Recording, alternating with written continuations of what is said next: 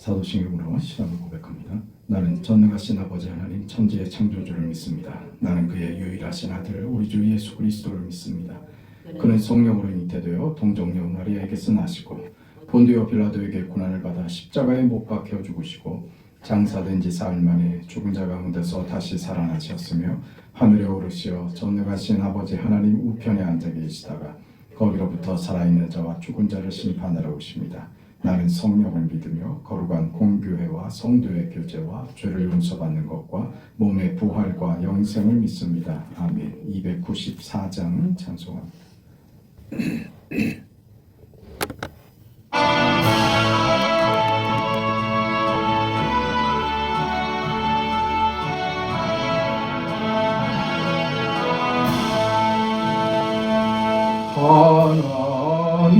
하나님은 외아들을 주시는 데까지 세상이 사랑하니 참 사랑이로다.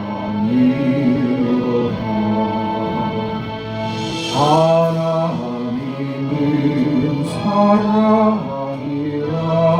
죄악에 빠졌던 우리까지 사랑하니 참 사랑하는가.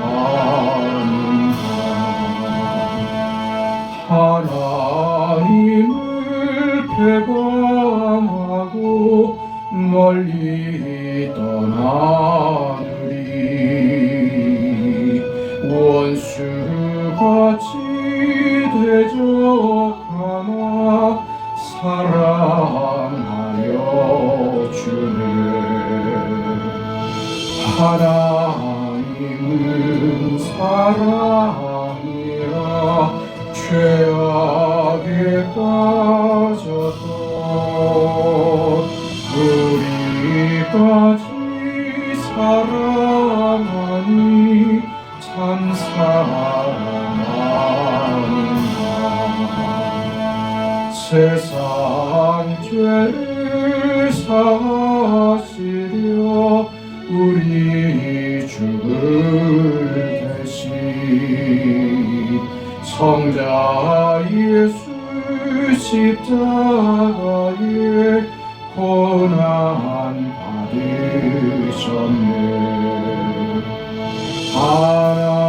하나님은 사랑이라 죄악에 빠졌던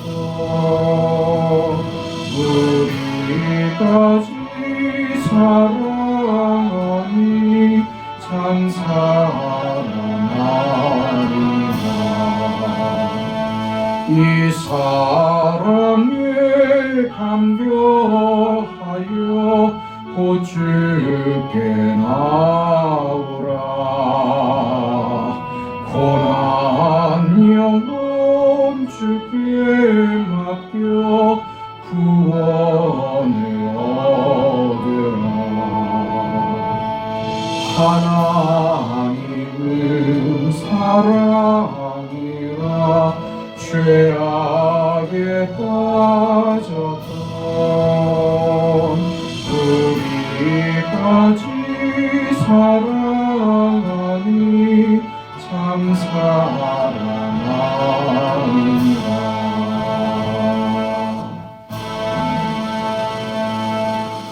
하나님의 말씀 누가복음 18장 19절에서 27절까지 말씀입니다. 누가복음 18장 19절에서 27절까지 하나님의 말씀을 함께 읽습니다. 예수께서 이르시되 내가 어찌하여 나를 선하다 일컫느냐. 하나님 한 분 외에는 선한 이가 없느니라. 내가 계명을 안 하니 간음하지 말라, 살인하지 말라, 도둑질하지 말라, 거짓 증언하지 말라, 내 부모를 공경하라 하였느니라. 여짜오되 이것은 내가 어려서부터 다 지키었나이다. 예수께서 이 말을 들으시고 이르시되 내게 아직도 한 가지 부족한 것이 있으니 내게 있는 것을 다 팔아 가난한 자들에게 나눠주라. 그리하면 하늘에서 내게 보화가 있으리라. 그리고 와서 나를 따르라 하시니 그 사람이 큰 부자이므로 이 말씀을 듣고 심히 근심하더라. 예수께서 그를 보시고 이르시되 재물이 있는 자는 하나님의 나라에 들어가기가 얼마나 어려운지 낙타가 바늘귀로 들어가는 것이 부자가 하나님의 나라에 들어가는 것보다 쉬우니라 하시니 듣는 자들이 이르되 그런즉 누가 구원을 얻을 수 있나이까 이르시되 오롯 사람이 할 수 없는 것을 하나님은 하실 수 있느니라. 아멘. 이 부자는 자신이 가지고 있는 문제가 무엇인지 몰랐습니다.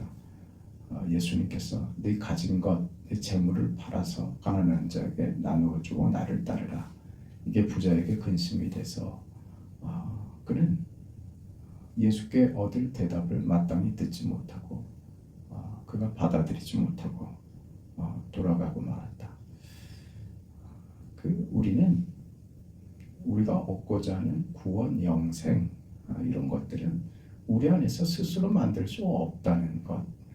우리는 내가 지금 누리고 있고 가지고 있고 내가 만든 것이 하나님 앞에 자랑할 아무런 근거도 명분도 되지 못한다고 하는 것.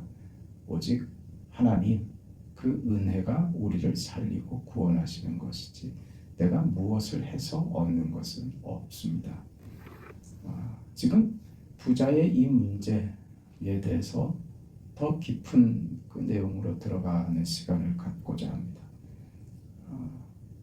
예수님께서 부자에게 이렇게 냉혹하게 냉정하게 대하셨던 그 이유는 예수님은 부유하신 분입니다.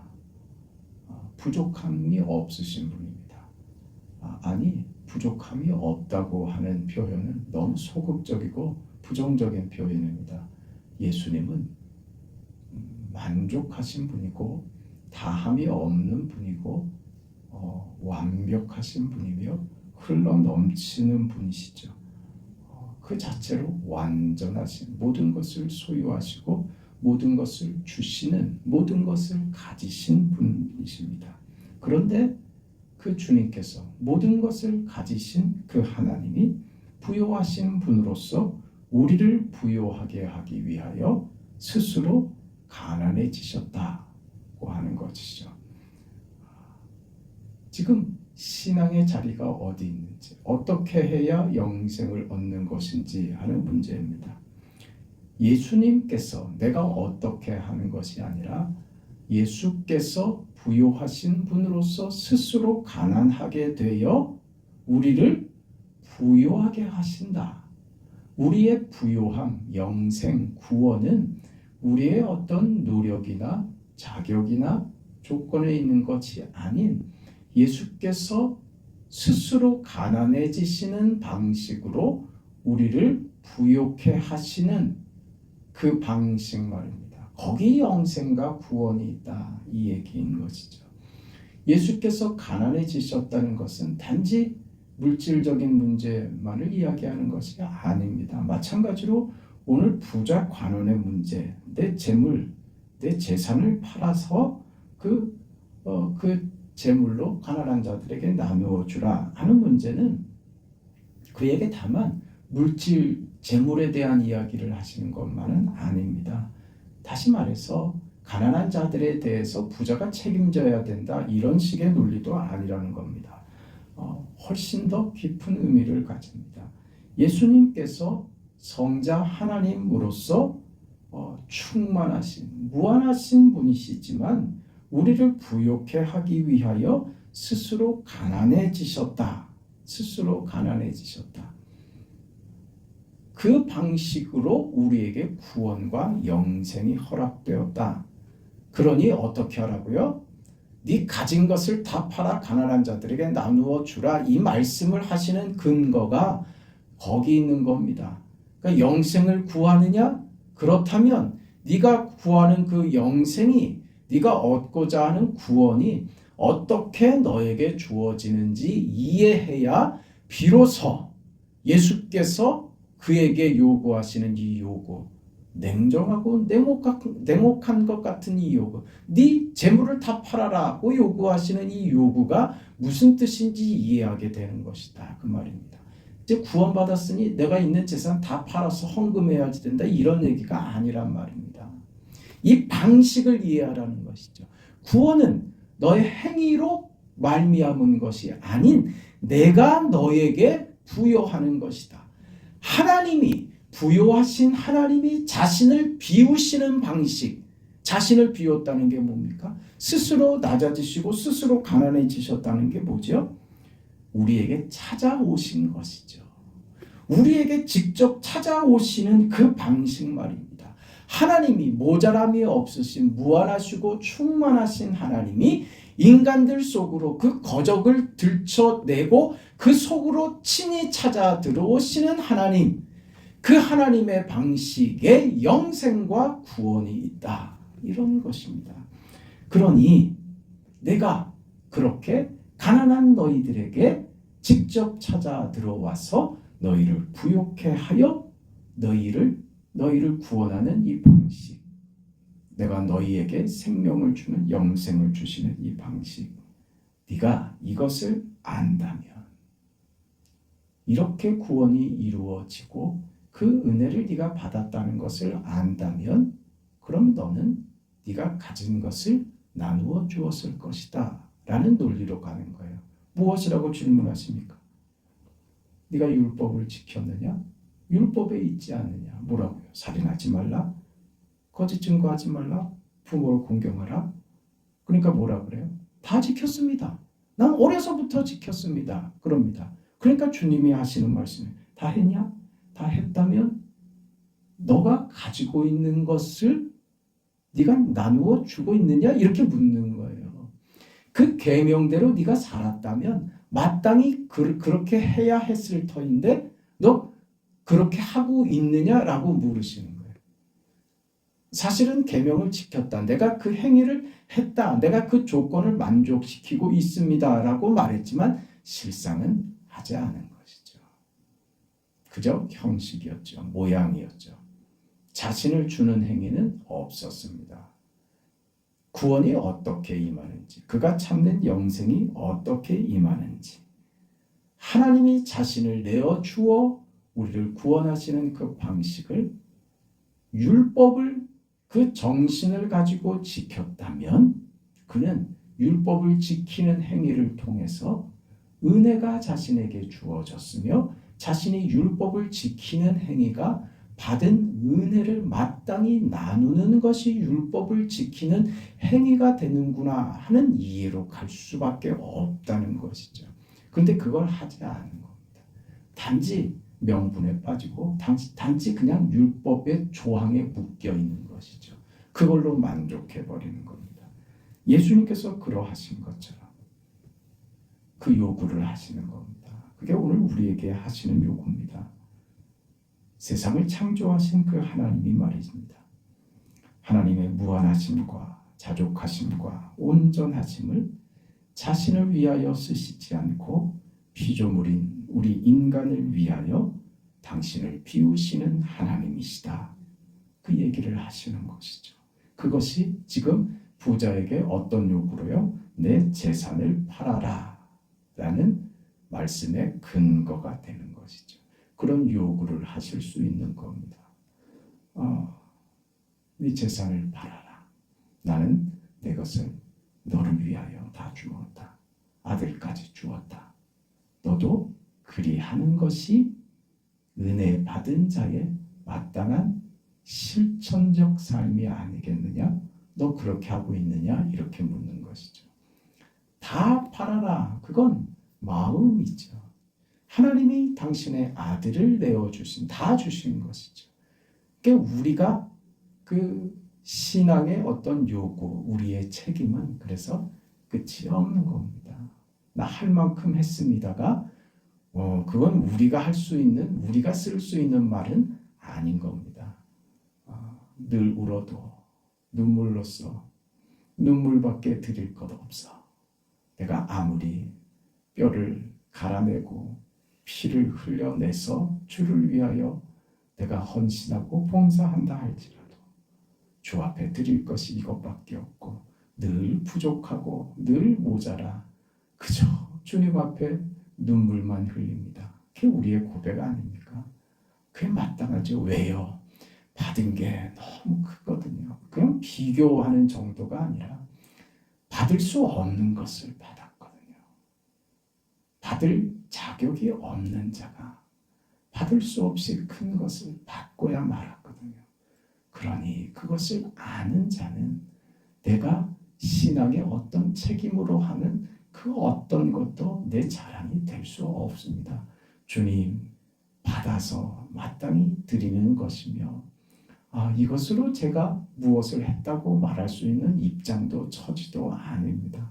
당연한 것을 마땅한 것으로 합니다. 하나님 이렇게 할 수 있는 믿음과 이런 삶을 허락하시니 감사합니다. 우리는 고백이 거기로 가죠. 근데 이 부자 청년은 어떻게 했어요? 근심하여 떠나가지요. 근심하여 떠나가죠. 그 속에 무엇이 담겼는가? 우리가 받은 것이 무엇인지 알아야 됩니다.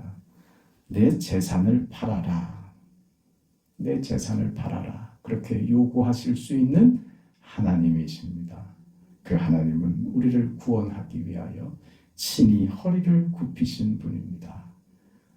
거지 같은 우리 인생의 거정문을 열고 찾아 들어오신 우리 예수 그리스도 주님이십니다. 그 주님께서 마땅히 우리에게 이 요구를 하실 수 있죠. 네 재산을 팔아라. 이 얘기입니다. 비로소 우리는 이 은혜를 알 때, 받은 것이 무엇인지 이해하게 될 때, 그때 비로소 어떻게 해야 영생을 얻을 수 있습니까? 하는 영생을 이야기할 수 있는 자격이 생기는 겁니다. 하나님이 나를 위하여 이 낮고 천한 자에게 허리를 굽히시고 찾아오셨다는 사실을 아는 사람만이 영생을 이야기할 수 있는 자격이 생기는 것. 비로소 그 길에 들어선 것이죠. 가진 자가 죽은 자를 살리는 이 방식. 하나님이 자기를 비우시고 자신의 것을 주어서 채우시는 하나님. 그 하나님, 우리가 믿는 우리의 하나님이신 것이죠. 우리를 지으신 하나님, 그 하나님이 우리를 찾아오시는 그 하나님의 통치 아래에 있다는 것이 우리에게 얼마나 기적적인 일이며 만족한 일인지를 안다면, 기꺼이 내가 죽음으로 누구 하나를 살려낼 수 있다면 하나님이 제게 그러하셨던 것처럼 저도 마땅히 그렇게 순종할 수 있습니다. 이게 바로 신앙의 자리이고 우리 신앙의 행위가 된다. 영생에 들어간 자의 신앙의 실천, 마땅히 저도 그럴 수 있습니다. 그러겠습니다. 주님, 제게 믿음과 용기를 주셔서 그 길을, 믿음의 길을 따라갈 수 있는 그 마음, 그 길을 따라 들어가면서 어떤 원망과 불평이 속에서 나오는 것이 아닌, 마치 아브라함이 모리아산으로 자식을 데리고 올라가는 것처럼 하나님만이 나의 눈에 보이게 하시고, 주님의 그 따뜻함과 하나님이 채우시는 것으로의 그 풍성함이 내 인생과 내 현실을 가득 채워버려 주세요. 그게 우리의 기도가 되어야 되지 않겠습니까? 이것이 뭐라고요? 재산을 파는 겁니다. 재산을 파는 겁니다. 내가 만들 수 없는 것을 만들어내는 것. 내 것을 통해서 하나님이 내 인생과 내 현실을 통해서 만들더란 말이죠. 그래서 가난한 자가 부요해지며 병든 자가 건강해지며 눈먼 자가 밝아지며 하는 것 말입니다. 그게 바로 율법의 실천이며 구원받은 자의 행위이며 영생을 받은 자의 신앙의 걸음이 된다. 그 요구 앞에 부자 청년은 도망갔습니다. 오늘 우리는요, 그 부자 청년 뒤에 숨어서 졸졸 따라가고 있지는 않은지, 내가 받은 것, 내가 누리는 것, 내가 가치 있다고 생각하고 유용하게 생각하는 모든 것들을 가지고 말입니다. 이걸 나를 위해서 쓰고 있지는 않은지, 자신만을 위해서 사용하고 있지는 않은지, 그것이 저 사람과 나를 구별시키는 나의 의로움과 나의 운명을, 나의 잘남을 확인하는 것으로 내가 가진 것을 사용하고 있지는 않은지, 그렇다면 부자 청년인 겁니다. 나에게 준 모든 것이, 그 모든 것이 필요한 자를 위하여 사용되어야 할 것이며 내 인생이 그렇게 향하여야 할 것입니다. 사실 교회는 마땅히 이 일을 해야지 되는 것이고요. 그렇게 성도들이 공동체로 모여서 모두가 이 마음으로 교회에 마땅히 해야지 될, 짊어져야지 될 그 짐과 마땅한 신앙의 행위와 내 가진 것을 팔아 하는 그 주님의 요구 앞에 순종하는 것이 될 것입니다. 그래서 결국 우리가 믿는 하나님이 어떤 분이신가를 증거하라고 하는 겁니다. 그게 네 재물을 팔아라 하는 요구인 것이에요. 내가 믿는 하나님은 이런 하나님이십니다. 나를 위하여 찾아 들어오신 하나님, 자기를 내어주신 하나님이십니다. 그걸 나는 지금 내 신앙의 행위로 실천할 뿐입니다. 마땅한 것으로 나도 그렇게 할 수 있는, 그렇게 살 수 있는 인생이 되었습니다. 그 자리가 억울한 자리가 아니고 그 자리가 나의 영광이 되며 영예가 되며 나의 자랑이 되며 기쁨이 되는 그런 인생으로 내가 바뀌어졌습니다. 당신도 그 은혜를 누렸으면 좋겠는 것이 나의 바람이고 나의 소망입니다. 그렇게 증언하는 것이죠. 그게 성도의 삶이 되어야 한다. 그게 바로 우리 신앙의 핵심이라는 것이죠. 우리 신앙생활에 있어서 조심해야지 될 두 가지가, 오늘 그 부자 청년의 이 행위를 보면서 두 가지 주의해야 될 것을 결론적으로 좀 생각을 하자면, 내가 가져야 일이 된다는 생각입니다. 내가 가져야 일이 된다. 내가 해야 된다. 그 생각을 고쳐야 됩니다. 나 아니면 안 되는 거 아닙니다. 내 소유로 삼아야 된다는 법은 없습니다. 그리고 마치 내 역할, 내 사명이 누군가의 잘못을 책망하고 고쳐내서 내 임무를 다한다는 생각을 버려야 합니다. 그게 왜 그러냐? 자신이 가진 것이 남과 비교해서 자신을 확인시키는 율법주의로 흘러가기 때문에 그런 겁니다. 주는 겁니다. 주는 건 상대가 게으르고 무지하다면, 고집 부리고 변덕을 부린다면 우리는 그걸 지적하고 그걸 혼을 내서 고쳐먹으려고 하는 게 아니라 우리 역할을 껴안는 겁니다. 껴안는 겁니다. 그래서 신앙의 행위가 어려운 겁니다. 부자 청년 어떻게 했어요? 근심하며 돌아갔죠. 떠나갔죠. 어려운 겁니다. 그렇다고 어려워서 못했다고 우리의 운명이 바뀌지는 않습니다. 구원이 취소되지는 않습니다.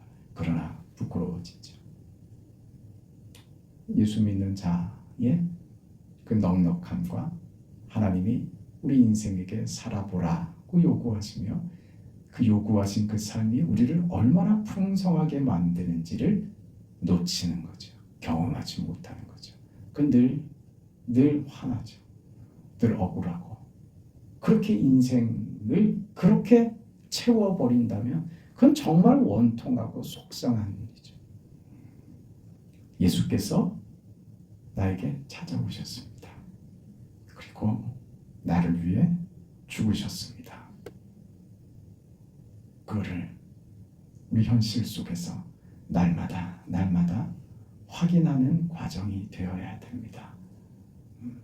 그 자리에 가시면 주님이 주시는 것이 무엇인지, 그리고 이거 살아낼 수 있구나 하는 것도 알게 될 겁니다. 그 자리를요. 믿음의 사람, 현명한 인생의 선택과 책임지는 인생이 얼마나 부유해지는지 축복의 생애가 되시기를 주의 이름으로 축원합니다. 아버지 하나님, 하나님의 은혜와 그 크신 사랑을 감사드립니다. 2025년 한 해를 하나님께서 복되게 하시고 우리를 지켜주셨음을 감사드립니다. 이제 오늘과 내일 짧은 시간 한 해를 잘 정리하고 감사할 조건들을 찾을 줄 알고 하나님, 저는 미련하게 살았습니까? 아니면 믿음으로 산다고 애를 써왔습니까? 하나님 앞에서 하나님, 내일은 좀 더 믿음으로 잘 살기를 기대하고 내년에는 내 인생의 가장 멋진 해로 그렇게 만들고 싶습니다. 이게 우리의 고백이 되고 하나님 앞에서의 우리의 소원이 됩니다. 하나님, 우리를 불쌍히 여기시고 믿음에 믿음을 더하시고 주님의 마음을 품어 낮아지고 껴안으며 사랑하며 용서하며 하나님의 뜻을 이루어가는 거룩한 성도의 삶에 그 놀라운 영광의 결실들을 보는 우리 모두가 되게 하시옵소서. 그런 우리 교회가 되게 하여 주시옵소서. 예수님의 이름으로 기도합니다. 아멘. 하늘에 계신 우리 아버지여, 이름이 거룩히 여김을 받으시오며 나라가 임하시오며 뜻이 하늘에서 이루어진 것 같이 땅에서도 이루어지이다. 오늘 우리에게 일용할 양식을 주시옵고 우리가 우리에게 죄 지은 자를 사하여 준 것 같이 우리 죄를 사하여 주시옵고 우리를 시험에 들게 하지 마시옵고 다만 악에서 구하시옵소서. 나라와 권세와 영광이 아버지께 영원히 싸움나이다. 아멘.